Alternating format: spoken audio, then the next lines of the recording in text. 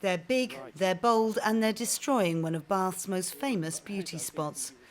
The 18th century Palladian Bridge at Prior Park is one of only 4 of its type in the world.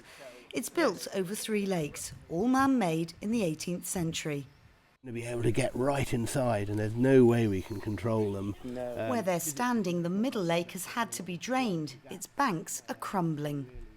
And they create these what are actually quite small holes, almost the size of a mouse hole, and they burrow in. And so 1 or 2 of them would be no problem, but here we could have 10,000, even 100,000. It's when you start to multiply it to that level, then you start to see the problems that we have. And the wall crumbles, and then the water goes through. That's it. They can go in surprisingly deep, and because it's got this clay centre, they'll just burrow in and in and in. Water will find a little way through, and then it kind of expand inside the middle of the dam.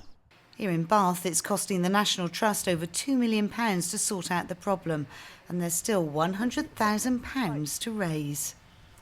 Tom, how are you going to fix it? So what we're going to have to do is take this dam apart really carefully and record it as we do it, because there's a lot we can learn here about 18th century dams. Then we're going to be putting back a clay core to the dam, which stops the water coming through. And then in front of that, a crayfish-proof barrier, which will probably be concrete of some sort.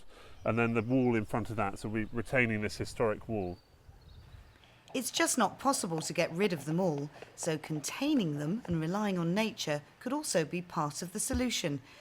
We can't eradicate them, so we're going to try to actually work with wildlife, and we're really pleased that otters have arrived back here, and they really rather love crayfish, and we also see seagulls, crows eating them. So by getting the work done to the dam, then hopefully we're going to prevent the problem occurring again and actually keep them on site here and not let them spread. Well, this is the offending critter, and I have to say it's rather sad to see the lake drained and the damage to the dam at the back. But don't worry, once the money has been raised and hopefully the work starts sometime next year, everything will be restored to its former glory. Ali Vowles, BBC Points West, with the signal crayfish here in Bath.